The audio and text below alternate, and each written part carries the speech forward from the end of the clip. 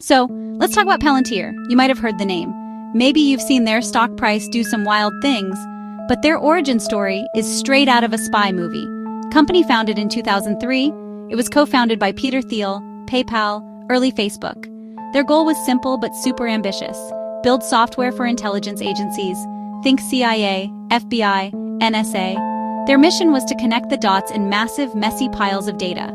They wanted to find the bad guys before they could do bad things. It was a bold idea, born from the post-9/11 world. This wasn't your average startup trying to build a photo-sharing app. Palantir was playing in a completely different league. Their first major product, Palantir Gotham, was designed for the shadows. It was meant to be used by analysts in dark rooms, sifting phone records, financial transactions, travel logs. The software became legendary in government circles. It was credited with helping find terrorists and disrupt criminal networks. After conquering the world of government intelligence, Palantir set its sights on a new frontier. They wanted to enter the commercial market. This was a huge shift. They took the core idea behind their spy tech, making sense of huge data sets, and repackaged it for big business. The new product was called Palantir Foundry. Instead of tracking terrorists, Foundry was designed to help companies like Airbus optimize their manufacturing lines, or help pharmaceutical companies speed up drug discovery. The core tech was similar, but the application was completely different. It was a move from the shadows into the corporate sunlight. Palantir had to go public. They listed on the stock market in 2020. This meant opening up their books and talking to investors. Their CEO, Alex Karp, became a much more public figure. He started doing interviews and hosting wild, unscripted earnings calls. He wasn't your typical, polished Silicon Valley CEO. He was quirky, philosophical, brutally honest. They needed a new narrative. For years, their sales process involved secret demos for generals and intelligence chiefs. Now they had to sell to CFOs and supply chain managers.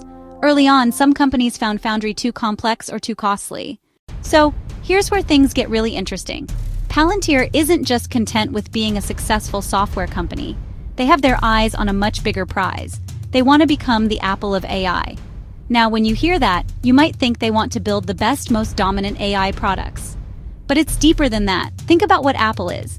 Apple isn't just a tech company. It's a lifestyle brand. People don't just buy an iPhone because it's a good phone. They buy it because of what it says about them. It's about design, simplicity, being part of a certain ecosystem. Palantir seems to be trying to copy that exact playbook. They want their software to be more than just a tool. They want it to represent a certain philosophy, a belief in using data to solve the world's hardest problems. They are trying to build a community, a following of true believers. Just look at their marketing. They host events called AIPCon for their new AI platform. They are slick, well-produced. They have a keynote style that feels very familiar, almost like their own version of an Apple product launch event, but for enterprise AI software. The comparison to Apple is all about creating an identity. Apple built its brand on being the cool, creative alternative to the boring corporate PC. They were for the rebels, the artists, the people who think different. Let's get into the actual tech. What is Palantir building that makes them think they can be the Apple of AI? Their big new thing is called the Artificial Intelligence Platform, AIP. This isn't just another chatbot or image generator. It's designed to be an operating system for how large organizations use artificial intelligence. Apple gives you iOS, a secure platform for apps. Palantir wants AIP to be the secure platform for AI models connected to real-world operations. Imagine a huge retail company, sales, inventory in thousands of stores, supply chain logistics, customer behavior. They want to use the latest large language models like GPT-4. AIP brings all of that together. A store manager could ask in plain English, "A hurricane is approaching Florida. Which products should I restock in my Miami stores? And how can I reroute my supply trucks to get them there on time?" AIP understands the question, pulls the right data, runs simulations, and gives a concrete, actionable answer. Palantir's focus is control and security. That goes back to their spy tech roots. Many companies are nervous about sending sensitive data to public AI models. AIP creates a secure bubble. So we get to the final question. Can Palantir actually pull this off?